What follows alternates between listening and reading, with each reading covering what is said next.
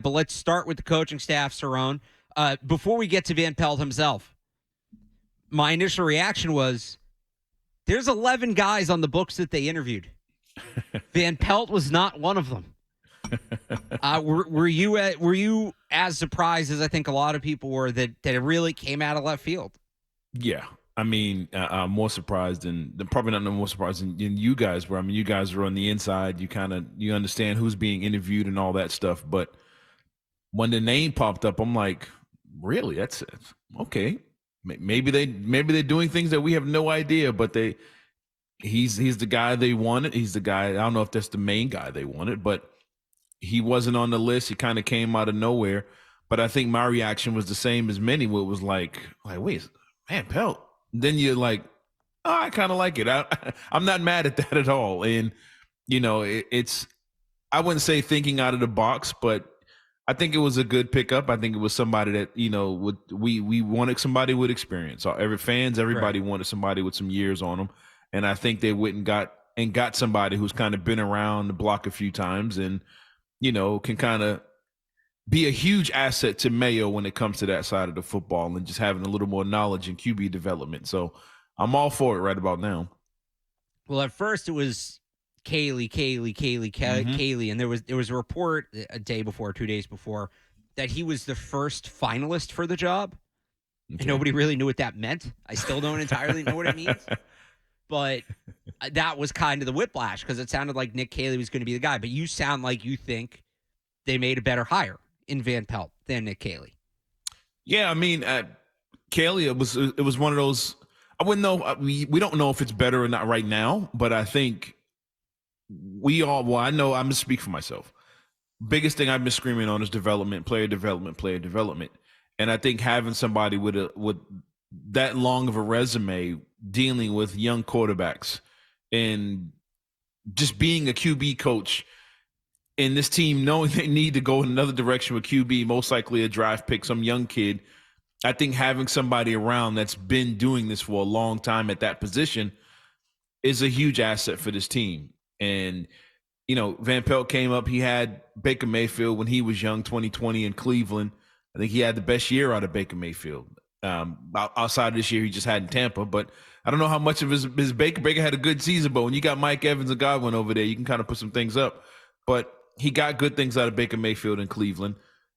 What he did in Cleveland this year with the seemed like 10 quarterbacks they had out there was nothing short of magic work. But just having somebody that's been around for a while, and I don't know how much he helped Aaron Rodgers, but he didn't hurt himself, and I'm pretty sure he learned some things dealing with Aaron Rodgers. Well, Rodgers was upset when he left. There's a piece on ESPN that Rodgers was like, I mean, look, Aaron Rodgers gets upset if the TV volume's a point too loud or a point too low, but there's a piece on ESPN that Aaron Rodgers was very upset that the Packers didn't bring back Alex Van Pelt after the 2017 season. Oh, there you go. I mean, I had no idea about that, but there you go. That speaks to how he's respected by, at the time, Aaron Rodgers was probably the man in the league. He was the all-pro quarterback during those years, put up some crazy numbers. And I believe he was a running back coach before the QB coach. And he had Eddie Lacy. He got the most out of Eddie Lacy before he, Eddie Lacy'd himself out of the league. But I mean, that's one way to put it. He had a good year out of Eddie Lacy. And even in Cleveland, as offensive coordinator, whatever the stuff he was doing behind the scenes there, Cleveland always, same as Green Bay in Cleveland, they were balanced. They ran the football a lot. Cleveland's ground game was a big deal during his stretch there, and they were pretty good in Green Bay on the ground. He was mostly a quarterback coach there. But I think balance and QB development will be a huge asset from him in New England. I can expect them to try and emulate what he's done in the past when it comes to that. Now he just needs the talent. And the talent's a huge part of it, like you said. Mm-hmm. I think I go back and forth on this hire. I don't think it's the best hire they could have made. Mm-hmm. I certainly don't think it's the worst. I do like him better as an option than Caley. I don't know that, they interviewed 11 people. I still look at guys like Clint Kubiak, Tanner Angstrand, who I think is interviewing with, I think he had a couple more interviews after the Patriots hired Van Pelt. But I'll say, and I'll echo a lot of what you said about quarterback development. Whether it's a draft pick, whether it's Mac Jones, there's going to be a quarterback in New England that needs to be developed, that needs to be worked with, that needs to be made better. That's right. And Alex Van Pelt is a quarterback guy. He spent a lot of time around quarterbacks, and I trust him truly as a quarterbacks coach. We'll see if they hire like a separate quarterbacks coach, but he should take the lead. Van Pelt should take the lead in that regard. The play calling thing certainly gives you pause. Yeah. What I will say, I don't think people truly understand what the difference between offensive coordinator and play caller. Because people will point out that, because look, last year the Browns used 5 quarterbacks, including a 38-year-old Joe Flacco off the couch, and made the playoffs. They were the 10th ranked offense in football. That's impressive. And you look at that stat, if you want to pump yourself up about the Alex Van Pelt hire, that's what you look at. Now, a lot of people will say, well, Stefanski was calling the plays. He was. So much more goes into being an offensive coordinator than that. So the head coach doesn't have time necessarily during the week to get on ground level and design the offense, install plays, decide which players are going to be featured, how you're going to adjust the game plan on a week-to-week basis. Basically, Van Pelt would put the offense together during the week, and then Stefanski calls the plays. Stefanski calls the plays based on the overall game plan. It's basically it's the setup Gerard Mayo and Steve Belichick had here. Yep. Where Gerard Mayo would kind of create the defense during the week, put it all together, and then Steve would call it. Why that was the setup, it just was. Same reason in Cleveland. It sounds like they don't want Stefanski calling plays anymore. They wanted an experienced play caller. That's part of the reason Van Pelt was let go in Cleveland, but he deserves some of the credit for what Cleveland's offense did this year. Not all of it. And the fact he hasn't called plays is a question, because it's an important part of the job. I'm not going to sit here and say it's not. You can design the offense, draw it up all you want. If you're not calling the right plays on Sundays, it doesn't matter what they look like. Yeah, what that design looks like. So that's going to be the 2 big questions he's going to have to answer. Well, I guess quarterback development's not a question.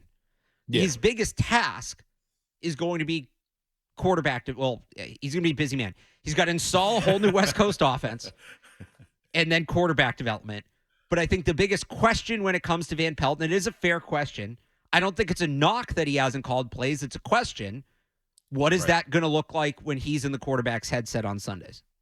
Yeah, and the other task is whatever quarterback he drafts, he has to teach them the West Coast offense. He has to not only develop their skills, their talents, but if you're, Drake May or Jaden Daniels, they're both coming from different offenses. They're both kind of Jaden Daniels.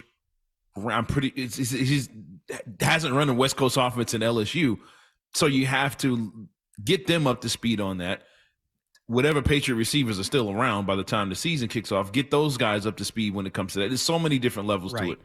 He's probably going to have rookies all over the place, offensive line issues, the ground game.